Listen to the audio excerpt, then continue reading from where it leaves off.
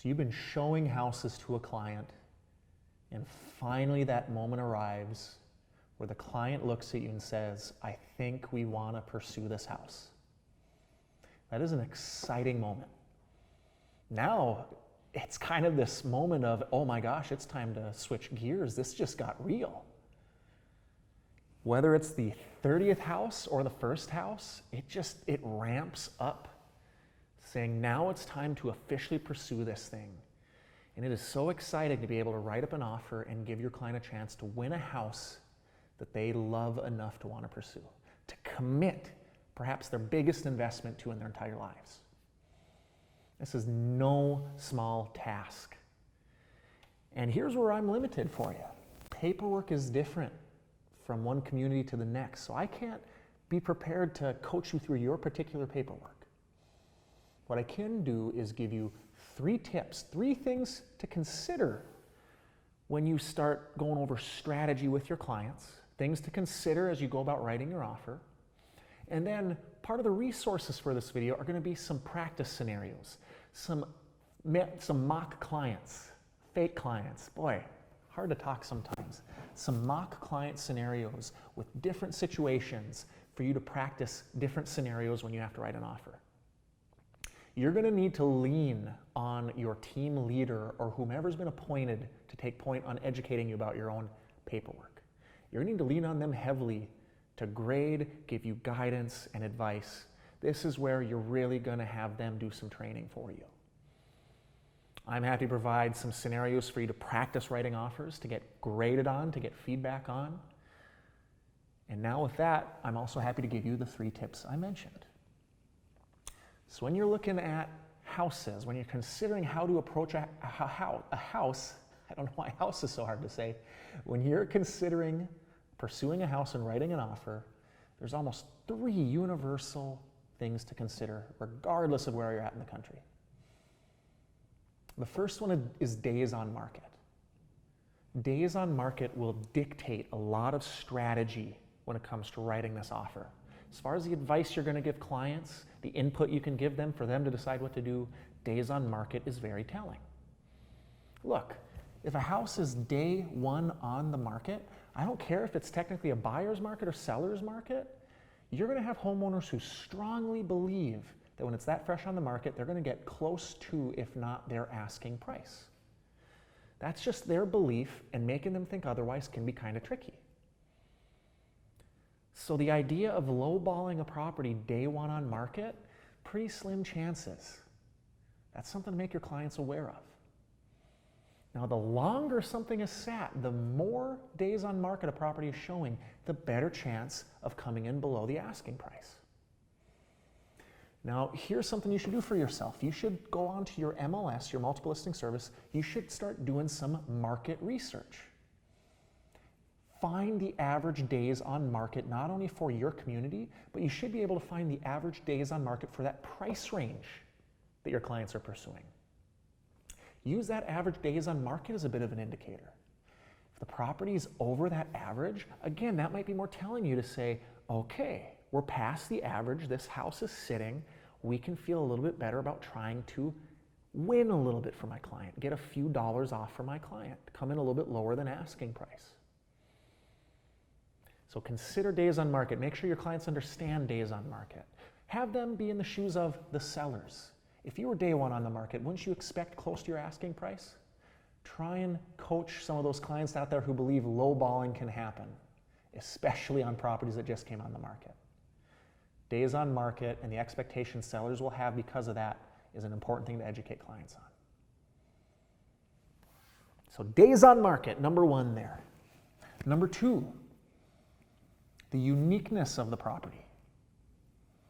Is this property a rare gem in your market? Is this a style that is very scarce? Maybe it's a 4-level split that just, in the time you've been in real estate, maybe 5% of all listings are 4-level splits, and your clients really want a 4-level split. Well, with that thing being more rare in your community, there's a good chance there's going to be a lot of people interested in seeing it. Even if it's been sitting for a little bit, there might be something to consider based on the rarity of that style of home. Again, if it's more unique, there's a better chance of higher demand. And something else for your clients to consider is if they want this style of home and it doesn't work out, well, who knows when the next one will come along? So are we okay risking losing out on the house when it is not a dime a dozen? Not only is it the style of house, but it's also the location. Is there a highly sought after neighborhood in your community that rarely has listings come on the market? Something else to coach your clients on. Again, how long have we waited for this property in this neighborhood to come on? Let that dictate maybe some of the aggressiveness we should be coaching our clients on or giving tips on. Because who knows when another one will come on. And there's a good chance there's a lot of people waiting for this. So how can we try and avoid multiple offer situations? If we get into multiple offer situations, it's so much more trickier than being the first offer and only offer. But to be the first and only offer, it probably has to be an aggressive one that your sellers on the other side would be interested in saying yes to. Third option, the condition of the home. Obviously, the condition of the home is something to consider. Is the home got updates, fresh, brand new updates? Is the home an absolute disaster that will require a lot of funds to update it? Is there a lot of problems, a lot of issues? I think this one's pretty common sense, but yeah, even if it's fresh on the market, but boy, it's got a lot of work to be done that's going to cost your client money, that can be justifiable reason to come in a little bit lower. It might come up in the dream neighborhood, but it's just an absolute disaster. Well, those might cross each other out a little bit. Sure, it's in the dream neighborhood, but my gosh, thousands and thousands and thousands of dollars of updating. Well, this isn't an amazing gem. So we almost have to take this trifecta and really compare and contrast days on market versus the uniqueness of the home versus the condition of the home to help us have an idea of what kind of advice to give our clients as we're coming up with the best strategy for their sake. Think of those three things, consider those three things as some of the early metrics for how you coach on writing offers. There's so much more to it than that. There's so many more different dynamics, so much more different moving parts. Heck, I've even talked about contingencies. Do your clients have to sell their current property or not? Countless things, and that's where you have to refer to your team lead, your broker, whoever is someone who's a point person for helping you with this stuff to get some of this knowledge. What you can do on your own time is make sure you print, get a copy of all of this paperwork, start studying it, start reading it, take notes. What you should do is have this document, and you should have a notepad next to it, read every paragraph, every line, and ask yourself, can I sum up what this paragraph is saying?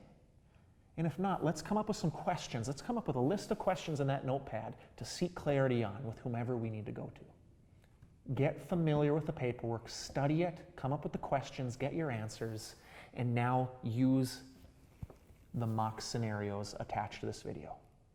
Again, client situations of varying sorts to help you practice writing paperwork in different ways based on situations. There's also going to be space for your team leader, whomever's in charge, to come up with scenarios very local to your market. Use this stuff. Practice writing offers, not on your actual clients, but on these mock simulations. Get your grade. Learn what you need to focus on, what you need to fix, and keep practicing. Do it over as much as you can until they look at you and say, you did that flawlessly. Practice, practice, practice. And know there's always going to be scenarios that we can't be prepared for, but at least you're going to give yourself a jump start by getting this covered now. Good luck to you. Hopefully this was helpful. Enjoy the practices, and you will be all the better for them.